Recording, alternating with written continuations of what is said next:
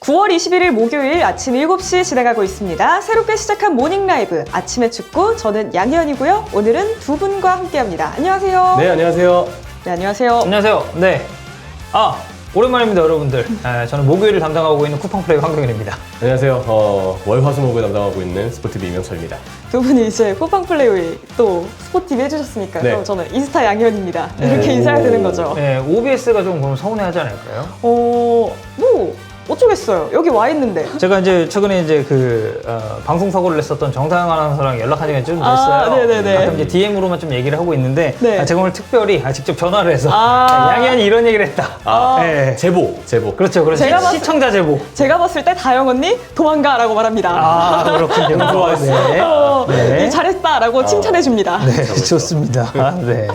자, 오늘 목요일이죠. 내일 금요일 이제 어차피 근데 금요일, 토요일, 일요일 더 바쁘시잖아요. 다 일하죠. 네. 우리는 다 이제 경기가 있고 그쵸. 뭐 스케줄이 있고 하다 보니까 사실 뭐 이제 주말에 이런 식으로 이제 쉬지 못했었던 게 굳이 이제 사실 뭐 저희가 맨 처음에 중계 시작했을 때는 이 정도 스케줄은 아니었기 때문에 그때는 뭐 이제 저도 학생 신분이었고 주말에 이제 중계 몇 개 하고 이제 뭐 주중에 학교 가고 이런 스케줄이긴 했었는데 이제 해외 축구를 본격적으로 시작하면서 이렇게 주말이 없는 삶을 산 지가 너무 오래됐기 때문에 네, 사실 이제는 거의 뭐 형철이도 그렇고 저도 그렇고 이제 적응을 많이 했죠. 그럼 평일에 언제 쉬세요? 그냥 뭐 퇴근하고 뭐 그때그때 틈틈이 잘 쉬는 편입니다. 어... 죽어서 쉬지 않을까 아마. 잠은 죽어서 자, 그러니까요. 네. 휴식도 죽어서 예. 취해. 아니, 본인은 오늘 끝나고 뭐 하세요? 저요? 저 오늘 퇴근하고 집 가면 12시 되기 때문에 네, 오후 12시.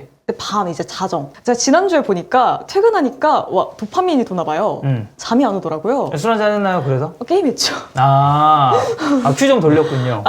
롤토 체스 한 판만 해야지 했다가 여러 번 해버렸습니다. 네. 형 뒷머리 길다는 얘기가 있네, 덕현이 형. 이제 머리 한번 자를 때가 됐어요, 지금 근데 보면. 진짜 길긴 길다. 네, 머리가 좀 길어가지고 그러네. 한번 머리 자를 때가 됐어요. 근데 이게 보통 좀 뭔가 이제 방송이나 이렇게 뭐 하기 전에 머리 딱 자르고 방송하면 좀 너무 어색한 게 좀 있어가지고. 어떤 느낌인지 알 네, 것 같아. 아마 이제 일요일에 쿠팡 플레이 저희 이제 쿠플픽 네. 제가 이제 광주 가거든요. 네. 광주 대 전북 경기죠? 네. 그래서 광주 전북 경기 끝나고 이제 아마 머리를 좀 정리하지 않을까 싶습니다. 광주에서 정리해요, 그러면?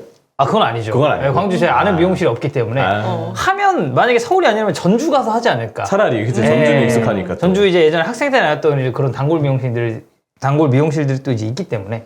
네. 왜 또 요즘에 뒷머리 길게 기르는 병지 컷 유행하지 않나요? 김병지 컷. 그런 거요? 그래서 뒷머리 기르는 거. 근데 진짜 김병지 컷의 최고 아니야? 너무 많이 기른 거 아닙니까? 너무 많이 기르긴 했다. 저 병지 컷인가요? 그랬나 봐요. 네네네. 네. 이제 목요일 이제 제가 오잖아요. 근데 이제 목요일마다 이제 저에 대한 저런 비판적인 댓글이 굉장히 많이 달리는데 혹시 그 월요일이나 이제 수요일도 저런 반응이 좀 많나요? 어떤 올라갔어? 반응이요? 그러니까 뭐 예를 들어 박종인이 나왔다.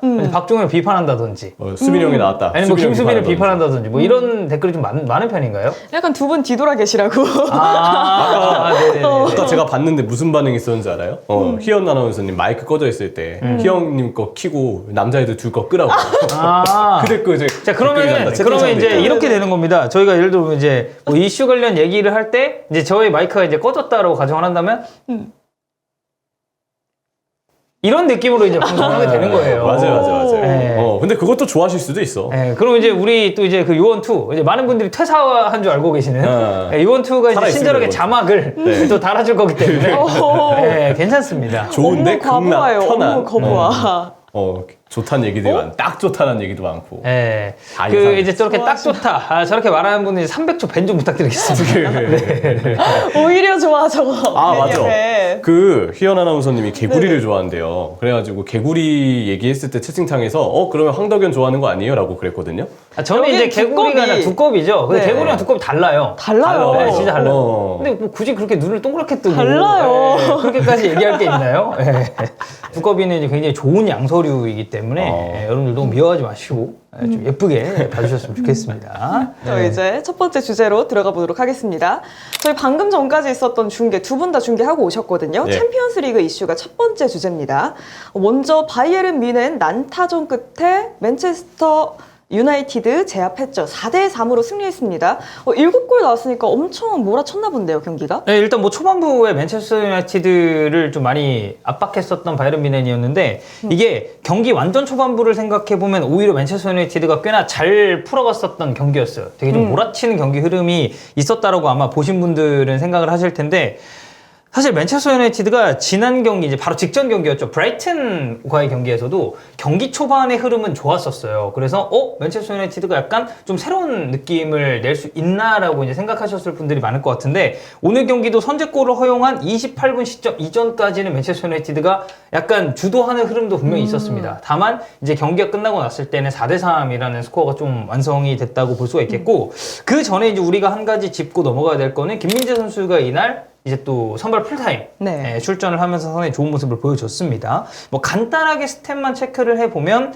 기회 창출 한 번 있었고 공격 지역에서 패스가 무려 9차례나 있었어요. 그러니까 최후방에 있는 센터백임에도 상당히 공격적인 그런 부분에까지 영향력을 많이 끼쳤었던 김민재 선수라고 볼 수가 있겠고 클리어링 6번, 뭐 리커버리 7번, 뭐 수비적인 부분도 꽤 좋았는데 이게 어쩔 수가 없습니다. 결론적으로 놓고 봤을 땐 결국 바이에른 뮌헨이 3실점을 허용을 했기 때문에 이게 수비적인 부분, 뭐 이거는 골키퍼까지 다 포함이 되는 얘기겠죠. 수비적인 부분에 있어서 바이에른 뮌헨이 완전히 뭐 흔들리지 않았었고 깔끔했었던 경기냐? 사실 그렇게 보기는 힘든 이날 경기였다라고 좀 생각을 해주시면 될 것 같습니다.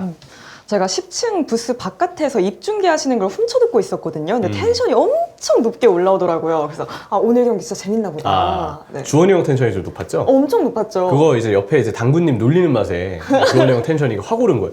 그 옆에 사람은 이제 주원이 형이 이렇게 놀리는 거 되게 재밌어 합니다. 아스날 입중계할 때 이제 종윤이 형. 그건 이제 정말 종윤이 형을 철저하게 종윤이 형이 놀리는 게 재밌어서거든요. 근데 마찬가지예요. 단구님을 놀리는 게 재밌어서 아침인데도 텐션이 바짝 올라갔던 것 같다. 반응이 좀 좋더라고요. 이번 입중계에 대해서. 당군 형이 좀 화가 많이 났더라고요. 경기를 보는데. 근데 이게 뭐 저희가 흐름도 이제 설명을 드리겠습니다만 이 골을 계속해서 먹히면서 맨체스터 유나이티드가 출발을 하다 보니 맨체스터 유나이티드 팬인 이 당군 형 입장에서는 좀 약간 속이 터지는 경기일 수밖에 없었다. 좀 그런 느낌이죠. 저희 이번 경기 내용 살짝 보시면 사네와 그나브리가 먼저 연속골 터뜨리면서 2대0으로 뮌헨이 앞서갔죠. 네, 초반에 맨체스터 유나이티드가 흐름을 잡았었던 그 시기를 오히려 바이에른 뮌헨은 득점을 통해서 본인들의 흐름으로 좀 가져왔다라고 생각을 하면 될 것 같습니다.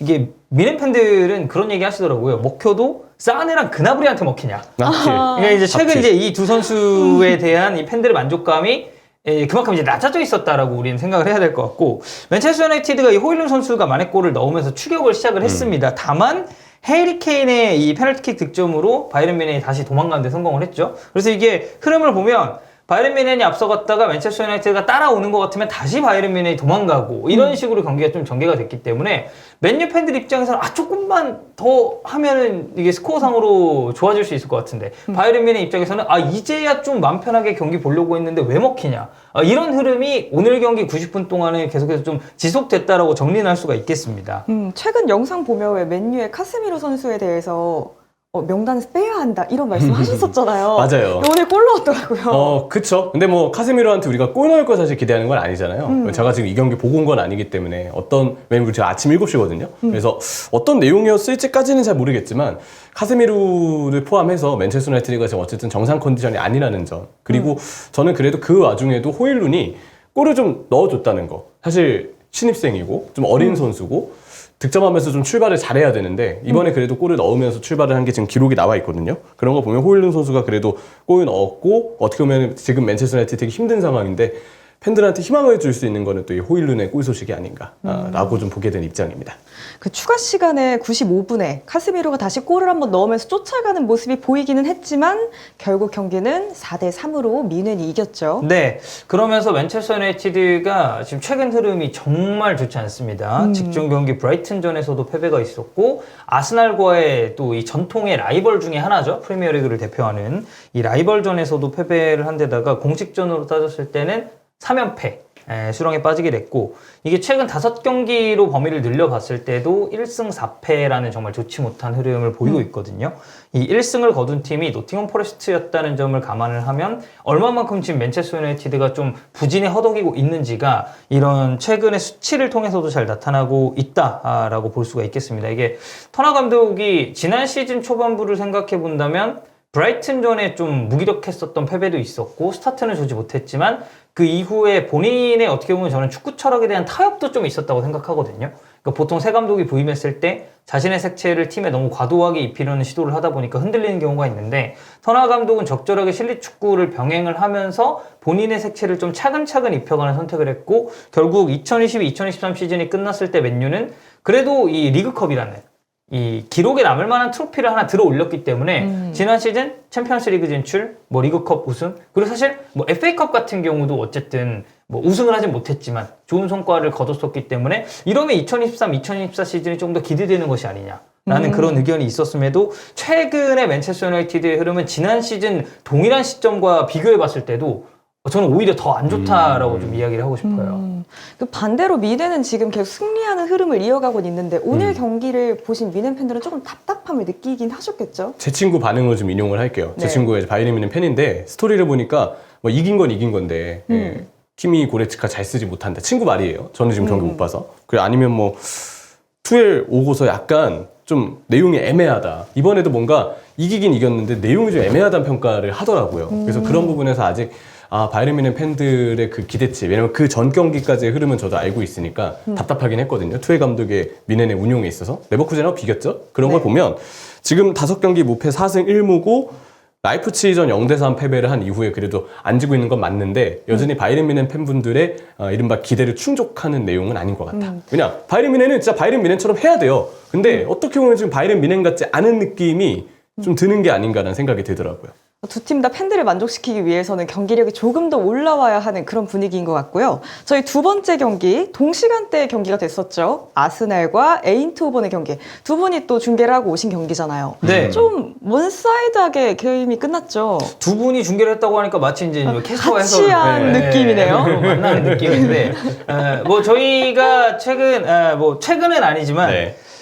이제 뭐 공식 중계는 아니었으나 함께 호흡을 맞췄었던 적이 있습니다. 같이 찍은 건 있어요. 네, 그거는 저희가 이제 곧 또 이제 영상으로 이제 공개가 될 텐데. 근데 우리 이제 전 입사 동기 됐어. 원래 진짜 입사 동기. 맞아요. 네. 네, 저랑 이명철 스포티비 형이 입사 동기. 이제 2016년 4월에 네. 처음 같이 이제 해설을 시작을 했고, 그리고 이제 쭉 스포티비에서 같이 있다가 제가 이번에 이제 이직을 하게 되면서 이제 이명철 의원은 스포티비, 그리고 저는 이제 쿠팡플레이 소속으로 되게 됐는데, 되게 이제 오랫동안 같이 이제 방송을 좀 파이니언 하고, 했으니까. 네, 지금 이제 4대 보험을 받는 회사도 이제 동일하잖아요. 그쵸. 4대 보험은 동일하지. 네, 우리는 저희가 여긴 이제 정비적이니까. 랩지정위원회에서 이제 욕을 또 먹고 있기 때문에. 네네네. 네, 그래서 오랜 시간을 좀 함께 했는데, 사실 저는 그게 좀 아쉽긴 했어요. 저희가 입중계의 특성상 듣지 못합니다. 네. 이제 소리를 내려놓고 하기 때문에 이제 사람들이 지금 이거 형철이 형이 중계하고 있다라고 이제 전달을 받았는데, 그 중간중간에 뭔가 형철이가 멘트를 할 때마다 시청자분들이 그걸 좀 채팅으로 써주세요. 그래요? 네, 이런 멘트를 했다라고 뭐 그런 식으로 얘기를 하는데, 사실 이게 우리가 이제 랩취종용 그리고 이스타TV라는 이 공통의 어떻게 보면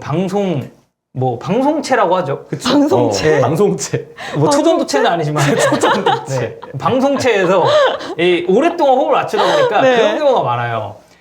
형철이가 멘트를 했는데 그 멘트를 한 3, 4분 뒤에 저랑 종민이 형이 하고. 진짜? 네, 근데 그런 경우가 좀 있어요. 그리고 이제 뭐 저희가 멘트를 했는데 그 비슷한 내용을 형철이가 방송 중에 이야기를 하고 이런 케이스들이 좀 있어요. 그래서 뭐 우리가 같이 중계를 하진 않았지만 그래도 거의 비슷한 흐름을 좀 잡고 있었다라고 생각을 네네. 해주시면 될 것 같습니다. 근데 경기는 진짜 일방적이었어요. 말씀해주신 것처럼. 진짜 아스날은 요즘에 이제 리그 경기를 이기긴 이겼는데 사실 내용이 지난 시즌만큼은 좀 아니다. 약간 이런 느낌이었는데 오늘은 저는 진짜 가브리엘 제주스가 너무 잘해줘서 선발로 올 시즌 첫 경기였거든요. 근데 진짜 잘해줘서 뭔가 제주스를 필두로 아스날이 진짜 오랜만에 공격다운 공격을 좀 했다. 팬분들이 되게 마음에 들어 하셨을 것 같고 무엇보다 7년 만에, 7시즌 만에 챔피언스리그 이제 무대를 밟은 거라서 대승도 나왔고 기분도 좋고 팬들이 굉장히 만족한 이번 에인트호벤전이 아니었을까 생각을 합니다. 근데 7시즌이랑 7년 만에 같은 말 아닌가요? 그게 마지막 경기가 2017년 3월이에요. 아, 그래서 네네. 연수로 따졌을 연수, 때는 사실 횟수로 따졌을 6년이 때. 맞아요. 횟수로 따졌을 때. 아. 근데 시즌으로 봤을 때 2016, 17이잖아요. 그리고 지금이 2024, 이 4여서 계산을 하면 7시즌 만에가 맞아요. 이게 그래서 7시즌 만에가 맞고 경기는 6년 만에가 맞고. 근데 그 종윤이 형 반응이 좀 궁금하거든요. 챔피언스리그 오랜만에 했잖아요. 아스날이. 아니 뭐 좋아했죠. 그냥 좋아했어요, 뭐 그냥? 그 양반은 죄송합니다. 대표님께서 그 양반이라뇨. 그 양반이라뇨. 그분 네. 그분께서는 뭐 이제 아스날의 오랜 팬이기 때문에 여러분 네. 직관에만 이번에 콘텐츠 굉장히 많은 분들이 봐주셨어요. 그 저희가 이후로 에미레이츠 아스날 스타디움 경기가 이번에 처음이잖아요. 네네네. 그래서 이제 에피소드 1이 이제 42만 뷰. 아마 이제 좀 더 저는 올라갈 거라 생각을 하고 이제 에피소드 2가 이제 공개가 됐죠. 네. 근데 보시는 것처럼 이 박종윤 우리 대표님은 뭐 정말 엄청난 아스날의 팬이기 때문에 오늘 경기에 대해서는 진짜 100% 만족했었던 경기다. 이제 제가 뭐 입중계를 같이 보신 분들 알겠지만 저는 이거는 솔직히 팀적인 측면, 물론 이제 선수 개개인에 대한 뭐 약간의 뭐 아쉬움이라든지 조금 더 잘한 선수가 있고 그에 비해서는 좀 아쉬웠던 선수는 있을지언정 아스날이라는 팀에게 이번 에인토번전이 좀 어떤 결과로 남았느냐라고 한다면 10점을 줘도 사실 무리가 없다. 오늘 경기는 그만큼 깔끔했다라고 좀 정리를 할 수가 있는 건 말씀드린 것처럼 사카, 트로사르, 제주스 공격 진영에 나와 있는 쓰리톱이 모두 득점을 했습니다. 맞아요. 이 점이 저는 일단 가장 중요했다고 보고 전반전에만 3대0의 스코어를 만들어냈기 때문에 사실 이거는 후반전을 조금 더 편하게 운영할 수 있을 만한 기틀을 아주 잘 마련하게 됐어요. 거기에 외대고루 골까지 터지면서 4대0으로 리드를 벌린 데다가 실점을 허용했나요? 그것도 아니에요. 맞아요. 무실점 무실점. 클린시트로 아주 깔끔하게 경기를 마무리했기 때문에 아스날 입장에서 앞서가네? 리드 잡았네? 경기 영향력 좋네? 그리고 우리가 밀어붙이는 흐름이네? 이러면 주전 선수들도 훨씬 더 빨리 빼줄 수가 있습니다. 그래서 오늘도 보면 뭐 트로사르, 제주스, 사카, 그리고 데클란 라이스, 여기 뭐 진첸코 같은 경우는 특히나 이제 부상이 또 있는 케이스이기 때문에 적절하게 저는 체력 안배라든지 이런 부상 예방 차원에서 교체는 해줘야 된다고 생각을 하거든요. 주전 자원들 모두 교체해주면서 체력적인 안배까지 성공을 했고 또 이거는 뭐 저랑 이 종윤이 형이 중계 때도 한 말이지만 사실 지난 시즌의 아스날은 이 로테이션 자원들이 나왔을 때와 1군 멤버가 모두 나왔을 때 경기력이 저는 차이가 꽤 컸었다고 봤거든요. 근데 올 시즌 같은 경우는 뭐 파비오 비에라라든지 그리고 오늘 경기 한정에서 뭐 스미스로도 뭐 짧았지만 좋은 모습을 보여줬고 리스 넬슨도 나름 측면에서 위협적인 돌파를 몇 차례 보여줬기 때문에 지난 시즌에 대비해서 1군과 로테이션 멤버들 간의 격차 상당히 줄어들었다. 그래서 여러 가지를 확인할 수 있고 여러 가지 결과를 아스날이 좀 챙길 수 있었다라고 생각을 합니다. 오늘 경기에 나선 모든 선수가 빛났겠지만 그 중에서 가장 잘했던 선수 한 명 꼽자면 누굴까요? 오늘 전화기를 2개 들었던 가브리엘 제주스입니다. 세레머니 할 때 이렇게 2개 들고 세레머니 했죠. 진짜 잘했어요. 진짜 지난 시즌에 제주스가 1년 전 딱 이맘때쯤 이런 폼을 보여줬을 때 종윤이 형이 야 제주스 진짜 잘한다. 리그 베스트 공격수다. 홀란드 빼고 이런 얘기들을 많이 했었는데 저는 올 시즌 오늘의 제주스가 작년 이맘때 제주스를 보는 것 같아서 야 이러면 아스날이 또 제주스 계속 쓰면 다시 원래의 경기력 계속 꾸준히 유지를 하겠구나. 굉장히 많은 기대감을 가지게 됐던 게 이번 경기였습니다. 이번 주 일요일에 굉장히 중요한 경기 앞두고 있잖아요. 북런던 더비. 그거 앞두고 기세 확 탄 것 같은데 그럼 두 분은 토트넘과 아스날과 토트넘 두 팀 중 누가 승리할 것 같아요? 일단은 런던 팀이 이기지 않을까요? 둘 다 런던. 네.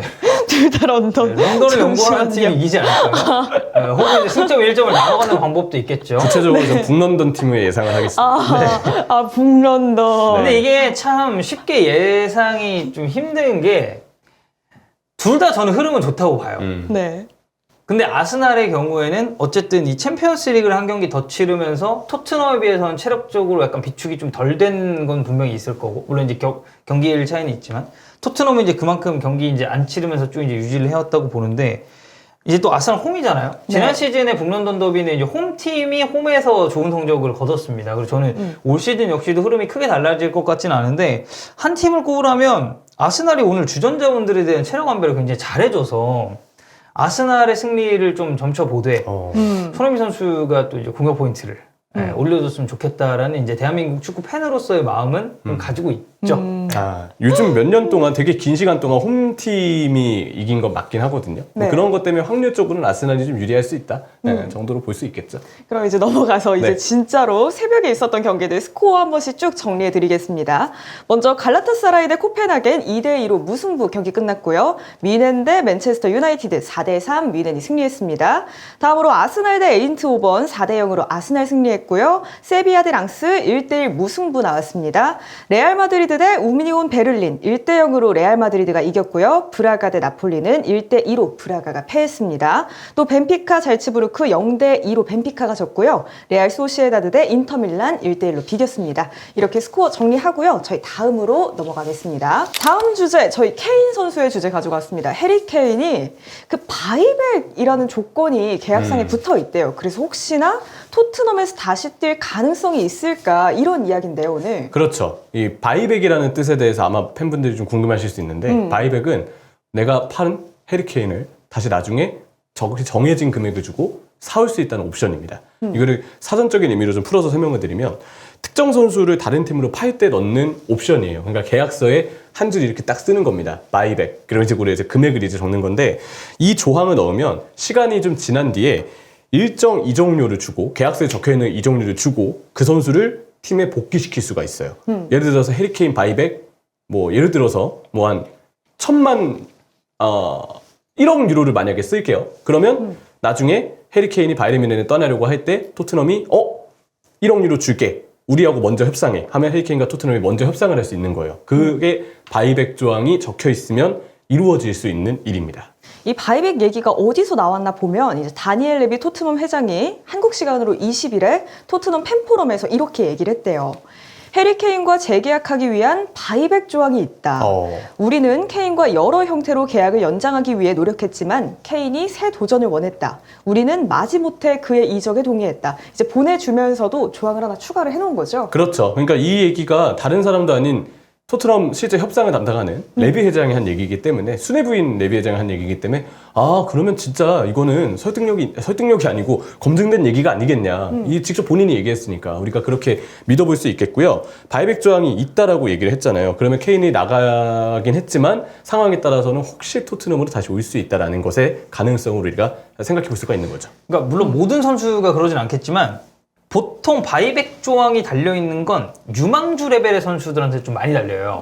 왜냐면 이 선수를 우리가 지금은 다른 팀으로 이적을 시키지만 장차 이 선수가 성장을 하고 정말 좋은 플레이어가 됐을 때 다른 클럽 이전에 우리가 협상에 대한 우선권을 줄 수가 있고 조금 더 사실 이제 바이백 조항이라는 것은 그 선수의 시중가보다는 조금 더 낮게 이제 받아들여지는 경우가 꽤 있거든요. 그래서 유망주 레벨의 선수들한테 좀 붙는 게 어떻게 보면 일방적이라고 볼 수가 있는데 이게 해리 케인 같은 경우는 토트넘 입장에서도 너무 보내기가 싫었는데 내년이 되면 이 선수는 재계약을 하지 않는 이상 자유계약으로 풀리는 선수란 말이죠. 그러면 이적료를 한 푼도 못 받고 다른 클럽에 넘겨줄 수밖에 없는 상황입니다. 이제 그런 측면을 고려했을 때는 이 레비 회장이 축구팬 여러분들 그리고 특히나 저희 이스타TV 보시는 분들은 더 잘 아시겠지만 협상의 달인이에요. 협상을 진짜 잘하거든요. 맞아요. 레비가 협상하면은 가격도 깎고 뭔가 우리가 예를 들어서 토트넘이 누구를 팔아야 돼요. 레비가 예를 들어서 우리 팀에 누구를 팔아야 돼. 근데 사려는 팀이 있잖아요. 레비가 협상하는 순간 금액을 더 높게 받는 경우들이 많습니다. 그 박종윤 대표님 피셜 레비와는 거래하고 싶지 않다. 그 말이 맞아요. 사실 이제 만약에 이제 레비가 랩 추정을 사겠다라고 이제 얘기를 한다면 이제 처음에 예를 들어서 한 5억을 불렀다 칩시다. 그러면 이제 협상 당일에 이제 5천만 원이 될 수도 있고. 그러니까. 네. 그만큼 이제 협상의 달인이다. 네. 너무 많이 깐 거 아니에요? 네. 공을 빼버리는 거 심한데? 근데 실제로 레비 회장은 예전에 이제 그 올림피크 리옹에서 당시 이제 리옹 소속이었던 이 요리스 골키퍼를 이제 데려올 때도 네. 가격이 처음 얘기했었던 것보다 뚝뚝뚝뚝 떨어지는 경우가 많아서 다니엘 레비 회장은 좀 대단한 협상가이기 때문에 정말 어떻게 보면 좀 꾸역꾸역 이런 바이백 조항 역시도 케인이라는 선수를 두고 이제 삽입을 하지 않았을까라는 생각을 합니다. 자, 이렇게 케인 복귀에 레비 회장은 이렇게 활짝 열려있는 모습이에요. 정말 보내기 싫었었나 봐요. 그런 것 같아요. 그럴 수밖에 없죠. 왜냐면 너무 긴 시간 동안 토트넘의 공격수 문제를 그냥 해리케인이 전적으로 해결을 해줬고 야, 우리는 해리케인 보유팀이야라고 레비 회장 입장에서는 그리고 토트넘 팬분들 입장에서는 해리케인이 곧 팀의 전력의 중심이자 자존심이었던 때가 있거든요. 그러니까 레비 회장 입장에서도 정말 보내기 싫었고 그랬기 때문에 보내더라도 다시 돌아올 수 있는 가능성은 이렇게 장치를 열어두지 않았나 그렇게 볼 수 있는 거죠. 아까 발언에 이어서 레비 회장이 했던 이야기들 조금 더 살펴보면 케인이 토트넘에서 보낸 19년 동안 경기장 안팎에서 모범적이었고 젊은 선수들에게 영감을 줬다. 나는 케인이 우리를 위해 한 모든 일, 추억 기록에 감사하고 싶다. 말할 것도 없이 그의 복귀는 언제나 환영한다. 진짜 뭔가 나갈 때 좀 서운하게 하고 섭섭하게 하고 나간 거면은 이런 좋은 얘기 안 해줬죠. 알고 보면 막, 야, 해리케인 경기 끝나고 사실 샤워 안 하고 퇴근할 때도 많아. 막 이런 식으로 험담을 한다든지. 이러면은 진짜, 아, 서운하게 떠났구나. 뭔가 감정이 안 좋구나. 이러고 느낄 텐데. 예시가 근데 너무 좀 더러운 예시 아닙니까? 그런가요? 샤워를 안 하고 퇴근을 한다. 아침에 하긴 좀 그런가. 네. 근데 어떻게 보면 누가 봐도, 예, 말이, 이럴 일은 없으니까. 해리케인 그럴 일 없으니까 그냥 그런 식으로 예시를 들어본 거고. 이렇게 좋은 얘기를 해준 거 보면은 역시, 예, 가능성을 열어둔 거다. 아, 역시 얼마나 또 토트넘 입장에서, 네, 케인을 좀 아끼는지 그런 레비 회장의 마음도 좀 알 수 있었습니다. 사실 레비 회장이 뭐 저희가 이제 협상 관련해서 이야기를 하면서 약간 좀 그런 악덕 사장의 그런 느낌으로 이제 설명을 하긴 했지만 레비라는 인물 자체는 정말 어렸을 때부터 토트넘 팬으로 유명했었거든요. 그러니까 뭐 정말 그의 아버지의 손을 잡고 토트넘 모습 이제 경기장에 가고 이제 이런 거를 팬들도 다 알고 있기 때문에 토트넘 팬으로서의 레비 회장은 사실 이제 뭐 우리는 같은 스퍼스다. 진짜 든든한 아군. 네, 그렇지만 이제 뭐 그런 협상이라든지 최근에 그런 영입 그리고 이제 뭐 감독을 이제 선임하는 데 있어서의 그런 행보들 이런 걸 이제 놓고 봤을 때는 사실 이제 항상 좀 비판을 좀 많이 받았었던 인물이기 때문에 이 바이백 조항 뭐 있다고 하는데 이거를 뭐 과연 발동을 시킬 수 있냐 그리고 뭐 이제 어떤 식으로 그럼 이거를 또 협상을 이제 진행을 할 것이냐 이제 그런 부분에 관해서는 이제 차후에 실제로 이게 일어났을 때 그때 이제 다시 이제 평가를 좀 해야 되지 않을까 싶습니다. 케인이 바이언 갈 때 이적료가 1,700원. 아, 1,700원이요? 잠깐, 나도 살래. 잠시만. 자, 나 애플페이로 살래. 나 아이폰 좀 꺼내볼게. 1,700억 원. 억을 빼먹었어요. 참고로 이제 최근에 저희가 이제 주책남들이라는 저희 또 팟캐스트가 있죠. 팟캐스트가 있습니다. 다룬 그 논쟁거리 중에 하나가 1,690원으로 이제 무엇을 할 수 있느냐 관련된 거였거든요. 10원만 더 협상하면 해리케인을 했습니다. 왜냐면 이제 그 저희 출연진 중에 한 명이 이제 김간지 간지 형이 네. 그 이제 집주인으로부터 지금 1,690원을 못 돌려받고 있는 상황입니다. 크지. 네, 근데 1,690원이면 그 이제 저기 그 성남 모 지역에 이제 뭐 성남인지 정확하게 기억이 안 나는데 한 스시집에서 이제 초밥 한 접시를 먹을 수 있다. 네, 그 금액이었어요. 그럼 이제 케인과 초밥 한 접시가 이제 동일하다. 네, 양희연 아나운서 피셜입니다. 자, 케인이 1,700억 원의 바이언으로 이적을 했는데 그럼 네. 바이백 할 때는 그거보다 더 비싸게 사와야 돼요? 근데 아까도 이제 제가 말씀을 드린 것처럼 이제 보통 유망주들한테 이제 바이백이 좀 많이 달린다고 했잖아요. 바이백 같은 경우는 그리고 케인이 어린 선수가 아니라 맞아요. 저희가 뭐 구체적으로 예측을 할 수는 없지만 아마 이 1,700억에 상응하는 금액으로 바이백 조항을 설정하지 않았을 겁니다. 낮은 금액으로 설정을 했을 가능성이 좀 높다라고 생각을 하고 그래서 뭐 이제 그리고 이제 토트넘이 지금 뭐 한 선수한테 물론 이제 정말 세계 최고의 스트라이커라면 얘기가 다르겠지만 한 선수에게 1,700억을 태운다는 것 자체도 굉장히 낯선 그림이라서 그쵸. 네, 그래서 이거는 같은 금액을 지불한다는 거는 현실적으로 좀 아니다라고 보는 게 맞겠죠. 케인이 93년생이에요. 그러니까 만 나이로 이제 30살이고 생일이 보니까 지금 7월인데 얼마 전에 이제 생일이 지나서 만 30살이 됐거든요. 근데 이미 나이가 좀 많죠. 그러면 만약에 나중에 토트넘에서 부른다면은 정말 빨라도 32, 3 이때쯤에 부를 텐데 그 정도면 가격은 많이 떨어지고요. 근데 그런 와중에도 케인이 바이에른 뮌헨에서 정말 꾸준하게 활약을 하고 있다면 터무니없이 낮아지진 않을 수도 있겠죠. 해리 케인이 시즌 초반이기는 하지만 사실 토트넘에서 보여줬던 활약보다는 조금 덜한가 이런 느낌 들긴 하거든요. 근데 이거는 사실 투엘 감독의 책임이 좀 크다고 봐요. 지금 너무 케인 쪽으로 패스가 가는 게 약간 무방비, 약간 그 계획이 좀 부족해 보이는 느낌? 어떻게 케인에게 보낼지보다는 케인이 알아서 볼을 받으러 내려와야 되는 느낌. 그러니까 이제 케인이 사실 해줄 건 해주는데 골도 넣어주고 있거든요. 근데 팀으로서는 사실 케인에 대한 지원을 잘 못 해주고 있어서 케인 입장에서도 이게 맞나 싶을 정도의 지금 팀 상황이라고 보여지기는 합니다. 계속 이렇게 뭔가 투엘 감독의 제대로 된 중용이라고 해야 될까요? 아니면 전술이 없다면 케인 입장에서는 토트넘으로 다시 돌아가고 싶네? 라는 생각이 들 수도 있을까요?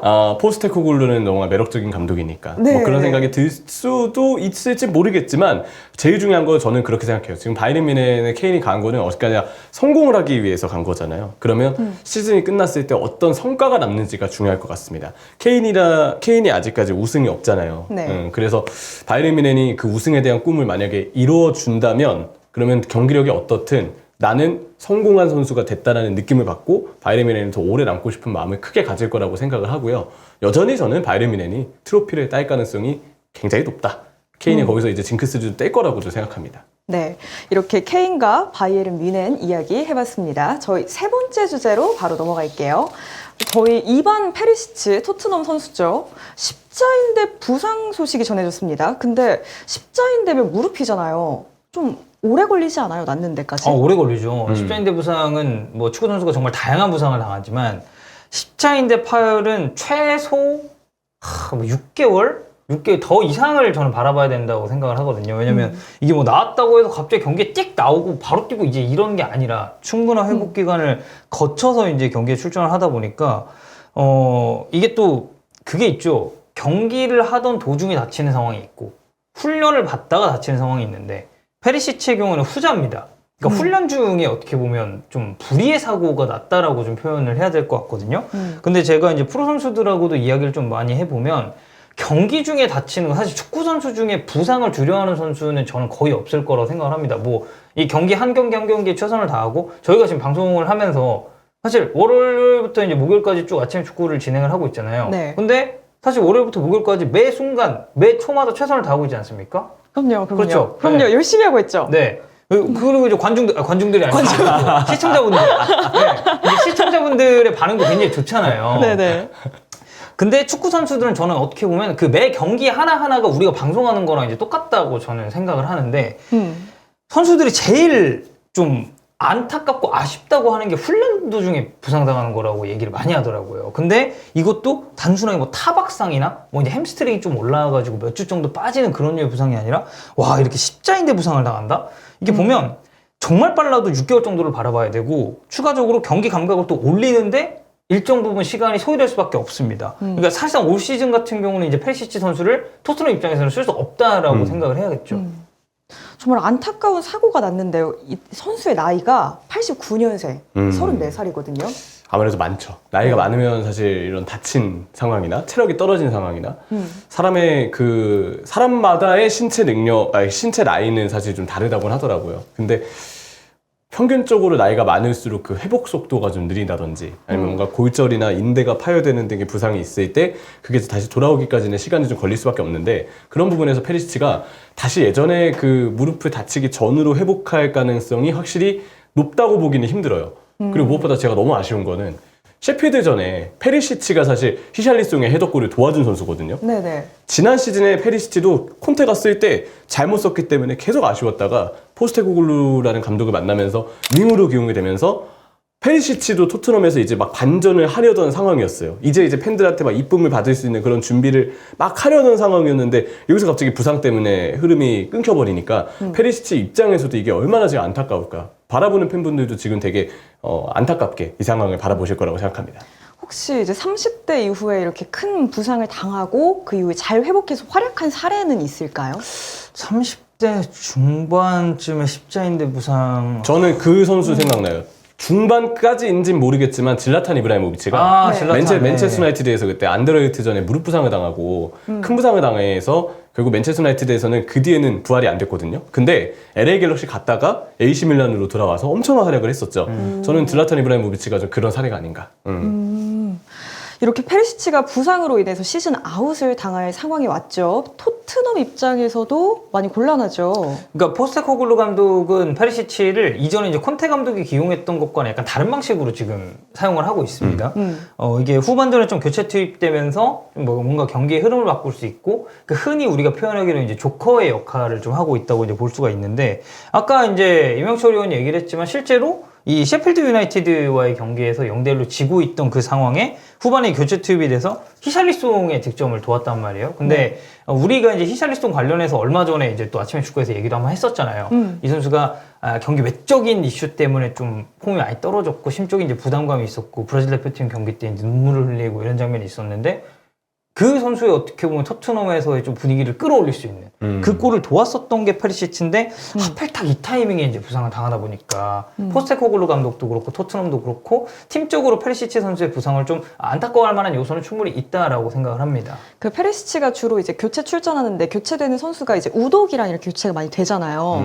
그러면 우독의 체력적인 부담이 커지는 걸까요? 이게 정확히 얘기하면은 우도기 선수의 백업으로 볼 수도 있고 또 이제 최근에 경기를 뛸 때 보면은 왼쪽 윙으로 나와서 손흥민 선수가 최전방으로 갔을 때 왼쪽 윙으로 뛰는 약간 솔로몬하고 교체되는 상황들도 사실 많았거든요. 두 가지 봐야 돼요. 그래서 하나는 솔로몬에 대한 체력 안배가 좀 될까? 하나는 지금 말씀해 주셨던 것처럼 우도기에 대한 또 그 체력 안배가 될까? 두 가지를 봐야 되는데 페리시치라는 선수가 그래서 사실 지금 올 시즌 토트넘에서는 꽤 역할이 많았다고 생각을 하거든요. 윙도 볼 수 있고 풀백도 볼 수 있으니까. 그런 면에서 지금 우도기도 솔로몬도 일종의 비상이 좀 켜진 거는 맞고 저는 최근에 페리시치 폼이 좋았기 때문에 우도기랑 솔로몬이 아닐 때 또 손흥민이 최전방에 있던 전제하에 그 자리들을 다 대신할 수 있는 가장 먼저 떠오르는 이름이 페리시치였다고 생각을 하는데 그 선수가 시즌 아웃의 급의 부상을 당했기 때문에 현재로서는 기존 주전의 체력 안배가 확실히 좀 쉽지 않아진 건 사실이다. 오히려 변수가 많아져서 일정이 빡빡해질 때 토트넘한테 이게 생각보다 큰 고민으로 좀 다가올 수 있을 거라는 걱정이 됩니다. 그 페리시치를 대체할 수 있는 선수는 없을까요, 그러면? 페리시치를 대체하기 위해서는 다른 선수들이 역시 분발을 좀 해야 되는데 오른쪽 위주로 나오긴 하겠지만 만약에 왼쪽을 또 뛸 수 있는 뭐 브레넌 존슨 정말 상황에 따라서는 왼쪽에서도 뭔가 기회를 잡아야 될 수도 있고 왼쪽 측면 수비수는 사실 잘 모르겠어요. 벤 데이비스를 왼쪽에 쓸 수도 있고 에메르송 노야를 진짜 오른쪽 선수지만 왼쪽으로 돌려 쓸 수도 있는데 킥은 페리시치가 그중에서 전 제일 잘 찬다고 보거든요. 그래서 페리시치가 빠진 것이 유독 더 아쉽죠. 킥력에 대한 대체가 쉽지 않으니까. 한 가지 그래도 토트넘 입장에서 예년 시즌과 비교했을 때 그래도 좀 나은 부분은 올 시즌 토트넘은 유럽 대항전을 하지 않습니다. 네. 그래서 나가야 되는 대회가 하나 적어요.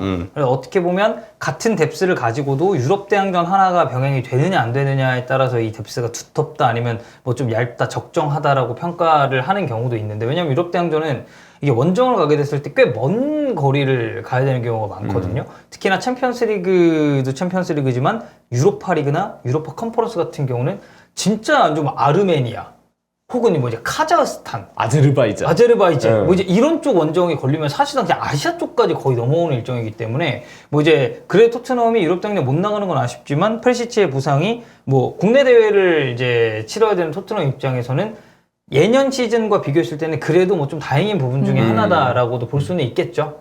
그럼 토트넘 입장에서는 혹시 겨울 이적 시장에 페리시치를 대체할 수 있는 왼쪽 선수들을 영입할 수도 있을까요? 충분히 가능한 일이긴 해요. 그리고 꼭 그게 페리시치 부상이 아니었다 하더라도 전 개인적으로 왼쪽 측면 수비수는 보강을 했어야 됐다고 봅니다. 우도기가 너무 잘하고 있는데 백업 자원이 좀 아쉽거든요. 특히 벤 데이비스도 이 지지난 시즌의 폼을 계속 못 찾고 있기 때문에 원래도 왼쪽 측면 수비수를 사야 됐던 건 맞는데 그 지금으로서는 보다 더 올 시즌의 변수를 줄이기 위해서 우도기에 부담을 덜어줄 수 있는 왼쪽 자원에 대해서는 생각해 볼 만하다. 그렇게 좀 보는 입장입니다. 그러면 또 이렇게 팀적으로도 아쉬운 상황이지만 페리시치 본인에게도 굉장히 아쉬운 상황일 것 같아요. 왜냐하면 유로 2024. 이제 내년 여름에 예정이 돼 있습니다. 그래서 아마 페리시치의 나이를 고려했을 때는 크로아티아 대표팀 유니폼을 입고 사실상 이제 마지막 경기가 되지 않을까라는 생각인데 아까 저희가 얘기했듯이 이번 시즌을 사실상 뛸 수 없다라고 이제 가정을 한다면 이 선수가 돌아왔을 때 폼도 장담하기가 힘든 상황이거든요. 물론 이제 페리시치는 지난 월드컵에서 그 크로아티아가 승리했을 때 본인보다 이제 더 형이죠. 모드리치를 업고 이제 뛰면서 셀레브레이션을 할 정도로 이제 몸 상태가 팔팔했던 걸 보여준 적은 있지만 이게 십자인대 부상을 당하고 나서 내년이 됐을 때 이 선수가 그 폼을 그대로 보여준다는 좀 이제 장담이 또 안 되기 때문에 차출이 됐을 때 과연 페리시치가 예년만큼 좀 크로아티아에게 영향을 끼칠 수 있을까 이런 부분도 사실 이제 물음표로 남겨놓는 게 맞겠죠. 그렇죠. 그리고 어쨌든 나이가 나이여서 이 메이저대회 마지막이 사실상 제가 봤을 때 이 유로 2024가 됐을 가능성이 커 보이거든요. 그래서 더더욱 페리시치의 부상 타이밍이 좀 아쉬운 것 같고 채팅창에서는 지금 이제 세세뇽에 대한 얘기를 좀 하시는데 세세뇽이 전 뛸 수 있는 몸 상태를 일단 회복하는 게 먼저라고 생각을 해요. 여기서 언급이 되려면은 그 전까지 자기 부상 관리가 되고 언제든 팀이 필요로 할 때 뛰는 모습을 보여줬으면 우리가 스쿼드 멤버를 넣을 텐데 최근에 세세뇽 선수 출전 빈도 보면은 지금 페리시치 다친 다음에 1순위 후보 선수로 지금 생각할 만한 출전 기록을 갖고 있나요? 아니잖아요. 전 그래서 세세뇽 선수가 지금 이 위기 상황에 그래도 대안으로 꼽힐 만한 이름인지는 저는 잘 모르겠습니다. 이렇게 페리시치 안 좋은 부상 소식이 전해졌지만 잘 회복해서 또다시 경기에서 만나볼 수 있는 그날까지 기다리고 있겠습니다. 저희 다음 주제는 호날두 주제입니다. 사우디 리그 현재 알 나스르에서 경기하고 있죠. WWE 출연 가능성에 대한 이야기가 나왔대요. 이거 근데 제가 알고 있는 그 레슬링 맞죠? 맞아요. 어릴 때 레슬링 좋아하신 분들은 이거 되게 즐기셨다고 들었어요. 저는 개인적으로 취향이 아니어서 많이 안 봤지만 덕현이 형 좀 좋아하지 않아요? 아, 저는 안 봤습니다. 오. 저도 안 봤고. 저는 이제 저 한 중학생 때는 이제 K1. 네. 최홍만 씨가 또 종합격투기. 이제 명활약을 했었던 네. 당시에 이제 그런 프로를 좀 봤었고 이 WWE는 박종인 대표님이 엄청 좋아했죠. 존 시나가 이제 네. WWE. 대단한 팬이었다고 저는 알고 있고 그래서 막 방에 뭐 포스터도 붙이고 이제 이랬었다고 하는데 그래서 이제 사실 저희가 레슬링에 대한 그런 딥한 부분을 설명을 해드릴 수는 없겠지만 어쨌든 이게 그래도 이제 축구 팬들 그리고 이제 스포츠를 좋아하시는 분들 입장에서는 꽤나 흥미로운 주제가 나왔다. 왜냐면 크리스티아노 호날두라는 이 축구계 그리고 뭐 스포츠계를 전체 통틀어서도 최고의 슈퍼스타 중에 한 명 아니겠습니까? 네. 근데 그 슈퍼스타가 축구가 아니라 다른 종목에 이제 출전을 한다는 것 자체는 굉장히 이제 팬들 사이에서는 좀 갑론을박이 벌어질 만한 이슈긴 하죠. 그래서 저는 오히려 이 레슬링을 좋아하시는 분들은 좀 채팅창에 많이 계실 것 같거든요. 혹시 이제 좀 해주실 수 있는 말씀이 있다면 채팅창에 적극적으로 메시지 남겨주시면 좋겠어요. 물론 대부분이 지금 드립입니다. 레슬링 두 그러게요. 얘기가 많거든요. 네, 스톤콜 두. 그러니까요. 근데 그것도 재밌으면 저희가 좀 언급을 해드릴게요. 네. 이야기는 우선 스페인 아스에서 보도가 됐대요. 사우디에서 열리는 WWE 크라운 주얼 이벤트에 출연할 수도 있다. 주최 측이 호날두의 출연을 설득하고 있다. 이거 근데 호날두라면 출연할 수 있다고 보세요? 뭐 가능성에 대해. 한창 어릴 때 호날두는 조금 힘들겠죠. 그때는 이제 뭐 경기도 이제 유럽 너무 많으니까, 에서 일정이. 많이 뛰고 있고. 근데 일단 주목해야 될 것은 사우디에서 열리는 WWE 크라운 주얼 이벤트라는 겁니다. 네네. 그리고 호날두는 실제로 지금 사우디아라비아에서 이제 뛰고 있죠. 네. 그래서 어쨌든 이제 같은 국가에서 이제 뛰고 있는 상황이기 때문에 이 이동하는 데 있어서는 뭐 전혀 문제는 없을 거고 실제로 WWE가 지금 2018년부터 이 사우디아라비아 지역에서 The Greatest Royal Rumble 그리고 슈퍼 쇼다운, 엘리미네이션 챔버 그러니까 이벤트를 계속해서 개최를 하고 있어요. 그래서 네. 이게 뭐 단순하게 뭐 일회성이다, 뭐 이번에만 한다 이런 느낌이 아니라 쭉 이벤트 대회를 개최하고 있던 와중에 호날두의 어떻게 보면 이 사우디 리그 이적과 맞물리면서 그럼 이벤트 대회에 또 이제 이슈를 끌 수 있을 만한 굉장히 이제 좋은 어떻게 보면 유닛이죠. 그런 선수를 이제 데려온다라는 정도의 의미로 이제 보지 않을까 싶습니다. 저는 그렇게 생각을 하는데 호날두가 WWE에 나올 수 있을까가 아니고 WWE가 호날두를 부를 수 있을까? WWE요? 예, 나 그러네 생각해보니까. 네. 예, WWE는 그거 도메인이잖아. 그러니까. 진짜 자연스럽긴 했는데. 자, 갈 때까지 갔나 봅니다. 예, 여러분 지금 저 중계를 지금 6일 연속으로 하고 있거든요. 갈 때까지 갔나 봐요. WWE, 네네. WWE 저기 레슬링에서 호날두를 부를 수 있을까가 맞지 않을까. 왜냐면 호날두는 전체 종목을 다 일컬어 통틀어 봐도 스포츠 스타 중에서 가장 인기가 많은 진짜 전설적인 지금 인지도와 실력과 그 역사를 자랑하는 선수잖아요. 그러면 물론 WWE도 굉장한 규모의 스포츠고 거기서도 엄청난 스타들이 있고 뭐 제가 더 설명드리고 싶지만 거기에 대한 지식은 없어서 아무래도 말씀을 못 드리는 거 좀 아쉬운데 근데 그래도 호날두라는 선수가 가지고 있는 그 스포츠의 상징성을 봤을 때 WWE가 호날두를 부를 수 있을까? 호날두가 거기에 과연 응할까? 뭐 그런 부분에 대해서 오히려 더 얘기가 많이 나올 것 같아요. 여기 그 정도로 WWE 입장에서는 이 행사를 할 때 호날두를 마케팅적으로도 이슈를 이끌기 위해서도 부를 만한 가치는 충분한 거죠. 행사의 성공을 위해서 WWE는 정말 열심히 호날두를 설득할 것 같거든요. 네, 말씀해 주셨듯이 호날두 선수는 그러니까 단순히 축구 스타가 아니라 전 세계적인 스포츠 스타잖아요. 맞아요. 나온다고 하면 저는 당장 봅니다. 관중석에 있는 순간부터 카메라가 계속 쫓아다닐 것 같거든요. 이게 그 호날두 선수가 레슬링 선수로서 나온다는 게 아니잖아요. 막 의자 같은 거 이렇게 던지고 막 그런 거 한다는 게 아니잖아요. 막 로프 올라가가지고 이런 거 치고 막 그런 거 한다는 게 아니고 일단 이 행사에 참여를 하느냐의 여부인데 참여할 때부터 엄청 원샷 많이 잡힐 겁니다, 진짜로. 왜냐면 예전에 이제 루니도 나왔었죠. 네, 맞아요, 네, 맞아요. 그리고 이제 트럼프 대통령, 미국 대통령 미국 대통령. 이제 맞아요, 나온 적도 맞아요. 있었고, 네, 그래서 이제 그때 이제 관중석에서 이제 루니도 이제 막 잡아주고 네. 이랬으니까. 근데 루니는 무슨 일이 있었냐면요. 저 인물까지는 정확히 모르지만 약간 그 시나리오가 있었던 것 같아요. 그 잡아줬을 때 그 무대 위에 있는 한 분이 루니한테 도발을 해가지고 루니가 한 대 이렇게 치는 그런 퍼포먼스까지 있었다고 합니다. 예, 그런 거 보면 이제 WWE가 게스트를 좀 활용할 줄 아는 부분도 있는데 루니도 그 부분에서 또 되게 재밌는 일화가 있었고 트럼프도 나와가지고 굉장히 큰 화제가 됐었고 호날두도 그들의 인기에 못지 않다고 봐야죠.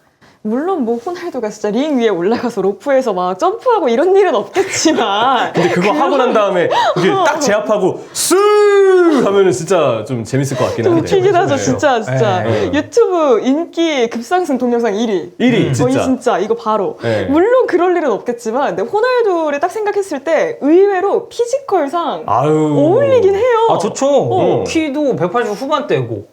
그리고 호날두는 이미 뭐 이제 골 넣고 이제 셀레브레이션 하는 과정에 상타를 많이 했기 때문에 맞아요, 네네. 맞아요. 호날두 선수의 피지컬 좋은 거 사실 뭐 전 세계 축구팬 다 알고 있는 사실이잖아요.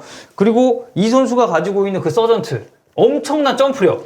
야, 그거 그치? 로프 한 번에 올라가겠다. 야. 올라가가지고 이제 이렇게 퍼포먼스까지 좀 기대를 할 수 있지 않을까. 그래갖고 형철이가 얘기했지만 그 CU 한번 나오면 제가 봤을 때 그 행사장 전체에 있는 이제 관객들 팬들이 이제 CU를 같이 해주지 않을까. 와. 이벤트송으로는 뭐 정말 좋은 부분이라고 할 수 있겠죠. 그릴 수 있는 시나리오가 진짜 많으니까 한번 나와주면 저는 개인적으로 재미있을 것 같긴 해요. 정말 흥미롭고. 자, 그렇다면 호날두 현재 사우디 리그에서 경기하고 있잖아요. 네. 근황은 어때요? 경기 일단, 잘하고 있나요? 지금 국내 기사에서 나왔던 자료를 좀 인용해 봤는데요. 프로리그, 사우디 프로리그가 개막한 이래 지금 스포츠에서 중계를 하고 있죠. 네. 5경기 7골과 4개의 도움을 현재 기록하고 있고 얼마 전에 아시아 챔피언스 리그에서도 데뷔를 했습니다. 골은 아시아 챔피언스 리그에서 아직 못 넣었지만 그래도 팀은 페르세폴리스전에 이겼어요. 그래서 지금 중동 부문에서는 또 호날두 선수가 잘 나가고 있고 만약에 우리 K리그 1의 팀들이 잘 올라가서 서아시아 팀을 만나는 단계까지 올라간다면 호날두 혹은 서아시아의 팀들 아시아 챔피언스 리그를 우리가 부를 수도 있다. 그런 것도 그쵸. 사실 재밌는 볼거리죠. 지금 K리그 팀들 흐름이 좋지 않나요, 근데? 지금 다 이겼어요. 그니까요. 지금 이제 울산 이겼고 인천 이겼고 전북 이겼고 포항도 이겼어 K리그 1팀이 지금 1라운드 4팀 전승이거든요. 네, 그래서 뭐 팬분들은 지금 우승 상금의 얼마를 가져갔다 그러니까 이런 얘기들까지 하고 AFC 피눈물 흘린다 등등의 상황들이 있는데 아주 기분 좋은 소식 속에서 나중에 이제 서아시아를 만나는 단계에서 또 한국과의 어떤 인연이 맺어질까 그런 것도 궁금하긴 합니다. 저희 이제 PD님의 요청이 있었거든요. 네. 마무리 요청이 있어요. 같이 해주고 넘어갈래요? 아니, 태어나서 CU 해본 적 있나요? 안 해봤죠. 그럼 그럼 해보시죠. 어디 가서 해요, 제가? 아니, 저희는 이스타TV에서 많이 했어요. CU를. 근데 제가 봤을 때 난 지금 방금도 여기 했어. 있는 난 방금도 했어. 이 시청자 여러분들은 웃기다, 그 이제 진짜. 양현 아나운서의 CU를 바랍니다. 제가 봤을 그러니까요. 때는. 맞아요. 네. 어이없지만 하고 그냥 자연스럽게 다음 마지막 코너로 넘어갈게요, 저희. 네. 저희 자. 원샷 잡아주시죠? 네. 풀샷 잡아주세요. 자, 가겠습니다. 바람직해요. 자, 하나, 둘, 셋. 뭐세요? 안할 것 아니, 같았어. 그러니까 이제 본인이 이제 그걸 끊어줘야. 오빠 안 할 것 같았어. 아니야. 하는데 지금 목이 매였어요, 순간. 진심을 담아서. 진심을 담아서. 진심을 담아서. 자, 하나, 둘, 셋. 슈! 네, 넘어갈게요. 네. 저희 마지막은 이제 요 며칠 계속하고 있는 코너입니다. 헤드라인으로 보는 뉴스 탑5. 이거는 저희가 대본을 항상 새벽에 작성하기 때문에 헤드라인 순위는 현재 순위와 다를 수 있다는 점 참고해 주시길 바랍니다. 자, 첫 번째 헤드라인입니다. 지금 우리 만나고 싶지 않을걸. 캡틴 손 북런던 더비 앞두고 강렬한 경고. 그러니까 아스널과의 북런던 더비가 이번 주 일요일에 예상이에요. 예고가 되어 있죠. 예정되어 있죠. 아침 시간은 원래 단어가 잘 안 떠올라요. 그 10시에 이제 합니다. 일요일 10시에 이제 아스날과 토트넘이 경기를 하는데 아무래도 손흥민 선수도 지금 토트넘의 분위기가 굉장히 좋기 때문에 이번 더비에 임하는 그 어떤 기대감이 굉장히 클 것 같고요. 또 보면 이제 손흥민 선수가 북런던 더비 때 되게 잘했어요. 멋진 골들도 나오고 그런 거 봤을 때 이번에는 역시 아스날 원정에서도 잘해보자 이런 마음이 되게 클 것 같습니다. 저희가 인터뷰 전문 가지고 왔잖아요. 네. 손흥민 선수는 그럴 일 없겠지만 굉장히 거들먹거리는 투로 한번 읽어주실 수 있나요? 아, 제가요? 네. 약간 꺼들먹대는 느낌으로 읽어주세요. 야 아스날 넘어와봐 이런 느낌. 네, 그런 느낌으로 해주세요. 아스날은 지금 우리와 만나고 싶지 않을 것이다. 모두가 서로를 위해 뛰고 있고 서로를 위해 싸우고 있다. 누군가 나가더라도 들어붙게 되면 모두가 이를 기뻐한다. 이는 팀으로서 우리를 매우 강하게 만들어준다. 네, 이런 느낌이 아닐까요? 네. 그 어린이 뮤지컬에 되게 나쁜 악당 같아요. 어린이 뮤지컬. 어린이 진짜 어린이 뮤지컬에 되게 선의형이 있고 진짜 나쁜 역할 있잖아요. 맞아. 약간 세균맨 같은 느낌으로 그렇죠. 그랬어요. 네. 그리고 또 이제 북런던 더비는 네. 또 이제 이스타TV에서 저희가 이제 입중계를 할 거기 때문에 맞아요. 이것도 같이 즐겨주셨으면 좋겠습니다. 네, 저희와 함께 이 경기 지켜봐 주시면 좋겠고요. 저희 다음 헤드라인 가보겠습니다. 일본 대표팀의 완패 후 감독 경제, 튀르키예 새 감독으로 이탈리아 레전드 몬텔라 선임 유력. 봤을 때 일본 대표팀한테 지면 감독에 다 경질되는 징크스인가요, 이거 지금? 두 명이나 날아갔어요. 네. 한즈 플릭 독일에서 날아갔고 네. 지금 이제 튀르키예도 어쨌든 감독을 경질했는데 몬텔라는 지금 이제 로마노에 따르면 3년 계약에 새롭게 튀르키예 네, 감독이 된다는 네네. 얘기가 있어서 제가 지금 목이 메고 코가 좀 간지럽네요. 네, 그러면서 이제 몬텔라를 많이 반기고 싶고 사실 이제 튀르키예 하면은 우리 이제 기네슈 감독이 있잖아요. 네, 기네슈 감독이 예전에 한창 잘 나갔던 때가 있었는데 이제 몬텔라가 아마 튀르키예 감독이 되지 않을까 생각을 합니다. 경질된 또 한 명의 감독, 그 독일 국가대표팀의 감독은 아마 나겔스만 선임이 유력하죠? 그렇죠. 나겔스만이 사실 가장 유력하고 할 수 있는 사람이 지금은 사실 나겔스만이 제일 준비가 되어 있다고 봐야 돼요. 뭐 미르겐 클롭도 리버풀이라는 팀을 이미 맡고 있고 하는 거 보면은 충분히 나겔스만이 어린 감독이고 독일인이기도 하고 뭔가 더 공격적인 어떤 독일 대표팀의 이른바 반등을 좀 이끌 수 있지 않을까 생각을 하고요. 나겔스만 체제로 유로 2024에 나간다? 물론 예선 통과가 1순위를 하겠지만 이게 이제 개최국이니까 상관은 없죠. 나가서 어쨌든 개최국 홈에서 유로 2024를 잘해본다 하면은 되게 기대감이 많이 생길 것 같아요. 나겔스만이라고 한다면. 네, 저희 다음으로는 세 번째 헤드라인. 솔샤르 충격 폭로, 맨유, 홀란, 라이스, 카이세도, 벨링엄, 케인 영입 안 해줬다. 돈 없다고.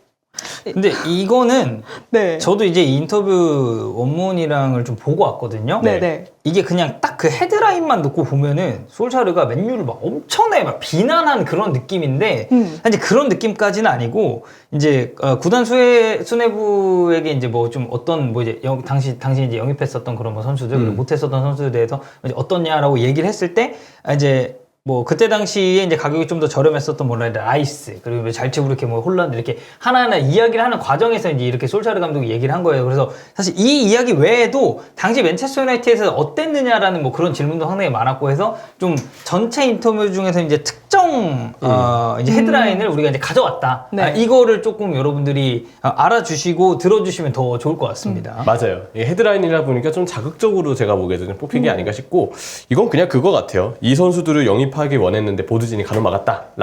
이게 중요한 게 아니고 나는 그냥 이런 선수들도 지켜보고 있었다. 이렇게 봐야 되지 않을까. 왜냐면 모든 팀이요. 감독이 원하는 영입을 100% 다 할 수 있는 게 아니에요. 1순위 선수 영입이 다 되는 팀은 지구상에 없다고 봐야 됩니다. 요즘 사우디가 좀 그런 거 하는 것 같긴 하지만 그런 거 봤을 때 이것도 그냥 솔샤르가 이런 선수들을 좀 매력적으로 보고 있었다. 이렇게만 의미를 봐야 되는 기사가 아닌가 생각되네요. 저희 네 번째 헤드라인입니다. 온 지 얼마나 됐다고 또 나가 K리거 점검한다던 클린스만 5일 만에 다시 미국행. 네. 제가 봤을 때 역마살입니다, 이건. 전 이거 런이랑 다를 게 없다고 생각해요. 진짜 런이야 런. 네, 전 그렇게 생각해요, 진짜. 이게 클런스만인가요, 그러면? 맞네요. 클런스만이. 아니 그 한국에 와서 왜 한국 일정으로 바꿨냐는 얘기를 했을 때 어쨌든 한국에서 경기를 보겠다. 그 주말에 진짜 K리그 1 경기들을 보긴 봤죠. 네네. 근데 그 두 경기 본다고 지금 뭐가 달라지나요? 그 주말 동안 한 주 동안만 딱 보고 그리고 다시 미국으로 갔다는 거는 유럽도 아니고 미국가 이 10월 A매치 준비해야 되는 상황에 A매치는 9월도 있고 10월도 있고 11월도 있어요. 한 달 동안 계속 준비를 해야 되고 빠듯하고 새로운 선수 발굴하려면 지금 주말뿐만이 아니고요. 주중에 아시아 챔피언스 리그를 보러 나가도 이상하지 않은 상황입니다. 그래도 모자랄 상황인데 바로 미국을 갔다? 전 이거 런친 거랑 다를 게 없다고 생각해요. 이런 인터뷰 하셨었죠. 아시안컵에서 좋은 성적 거둘 것이라는 자신감 갖고 있고 기대도 많이 하고 있다. 자신감은 표명했지만 또 다시 출국한 클린스만 감독을 보면서 모두가 걱정하고 있죠, 사실. 이건 과연 지금 일을 하는 게 맞냐. 예. 이거 좀 어이가 없어요, 사실. 그냥 이전 사례들 봐도 사실 되게 어이가 없고 답답하고 이게 지금 대표팀 감독으로 무슨 일을 하고 있는 건가 싶은데 저는 그렇게 생각하거든요. 결과도 물론 중요합니다. 축구팀의 스포츠 감독이기 때문에. 근데 그걸 떠나서 한 국가의 그 뭔가 대표적인 일을 하고 있는 직무자로서 그 국민 정서에 맞춰야 되는 기본도 있어요. 이게 지금 네. 기본을 하고 있는 사람의 모습이라고는 전 보이지 않기 때문에. 자, 마지막 헤드라인입니다. 황선홍호 긴장해. 일본 예상대로 강했다. 카타르 3대1 격파. 그런데 제가 듣기로는 일본 국가대표 이쪽 나이가 굉장히 어리잖아요. 근데 일본은 전통적으로 항상 이래 왔습니다. 아시안 게임을 우리가 4년 전 그쵸 이제 시간이 어쨌든 뭐 코로나도 있었고 하다 보니까 이제 조금 이제 뒤로 가긴 했는데 2018년에 이제 치러졌었던 자카르타 팔렘방 아시안 게임을 되돌아보면 우리랑 이제 결승에서 만났죠, 일본이. 근데 그때 당시도 일본은 이미 올림픽을 대비해서 올림픽의 나이가 됐을 때 23세 이하가 되는 선수들 위주로 이제 꾸렸었어요. 당시로 따지면 더 어린 거죠. 그렇죠. 21세 이하 대표팀이 아시안 게임에 나왔다라고 볼 수가 있겠는데 일본은 항상 이런 식으로 올림픽을 준비를 했습니다. 근데 저는 이거는 우리나라의 어떻게 보면 사정과 약간의 차이가 있다고 보는 건 아무래도 우리나라 이 대한민국 국가대표팀은 아시안 게임이라는 대회에 이제 군에 관련된 이제 혜택이 걸려 있기 때문에 그 나이대 선수들을 이제 선발을 하고 이제 그런 부분이 조금 더 신경 써진다면 일본은 사실 그런 부분이 없기 때문에 오히려 아시안 게임보다도 훨씬 더 비중이 높고 조금 더 중요하다라고 평가받는 그런 올림픽이라는 대회를 준비하기 위해서 이제 연령대를 좀 낮춰서 이제 나오는 경우가 있는데 그 낮은 연령대 선수들이 이 정도 경기력을 보였다는 건 정말 고무적인 일이죠. 예, 그리고 이거는 우리 입장에서 보면은 충분히 황선홍호가 좀 이제 긴장하고 일본을 대해야 되는 요소이기도 하고요. 실제로 황선홍호는 어쨌든 일본과의 경기에서 이제 패배를 했었던 좀 안 좋은 기억도 있었기 때문에 그래서 아마 일본의 이런 선전, 특히나 A대표 팀도 요즘 일본은 더 잘하고 있기 때문에 계속해서 좀 이런 류의 기사들이 나오지 않나 싶기도 합니다. 근데 역시 지금 당장 일본이 어쨌든 정예 멤버는 아니에요. 그 나이 때 네. 정예 멤버는 아니고 대부분 역시 또 대학 쪽에 지금 소속돼 있는 선수들, 이제 J리그나 뭐 이런 프로 쪽에 입단을 앞두고 있는 선수들이 좀 많기 때문에 그래도 일본이 이번에 좋은 경기를 보여준 건 맞지만 그래도 우리가 여전히 전력상 꽤 많은 수 위에 있는 건 사실입니다. 만나면 이겨야 돼요. 네, 결과가 무조건 필요한 대회고 진행 중이고 일본이 잘하고 있긴 하지만 그래도 일본보다는 우리가 여전히 또 대회 경기 전 강한 분위기로 예상을 받고 있다 정도로 볼 수 있겠죠. 이 기사에도 적힌 이야기지만 가장 재미있는 시나리오, 가장 불타오를 시나리오를 생각해보면 한국과 일본이 모두 조 1위로 토너먼트에 진출한다면 결승에 가서야만 만나거든요. 야, 사실 좀 유력하죠. 그쵸. 네, 아시아권에서는 그래도 대한민국 그리고 일본 하면 어째 전통이 또 강호기도 하고. 그나마 2위 국가를 꼽자면 이제 우즈베키스탄 정도가 좀 있죠. 진짜 전력이 좋긴 하니까. 과거에는 이제 사실 이 연령대에서는 이라크 같은 팀들도 굉장히 강세를 많이 보였었는데 지금 뭐 이명철 의원이 얘기한 것처럼 우즈베키스탄은 실제로 자카르타 팔렘방 때도 거의 우리를 뭐 떨어뜨릴 뻔했을 정도로 경기를 잘했었는데 그때 이제 황의조 선수가 또 엄청난 활약을 하면서 대한민국의 이제 우승에 혁혁한 공을 세우게 됐는데 이번에도 말씀드린 것처럼 일본이라든지 우즈베키스탄 같은 이 국가들은 우리가 좀 견제를 할 필요가 있다라고 생각해 주시면 될 것 같습니다. 네, 그래서 오늘 저희가 준비한 건 여기까지입니다. 첫 번째로는 챔스 이야기 해봤고요. 두 번째로 케인의 바이백 조항, 세 번째 페리시치의 부상 소식, 네 번째 호날두의 WWE 출연 가능성, 마지막으로 헤드라인으로 보는 뉴스 탑5까지. 오늘 저희가 준비한 건 여기까지고요. 저는 지금까지 양희연이었습니다. 오늘은 황덕연 해설위원 그리고 이명철 해설위원과 함께했고요. 아침의 축구 저희는 다음 주 월요일 아침 7시에 다시 찾아오겠습니다. 여러분 그럼 안녕. 안녕.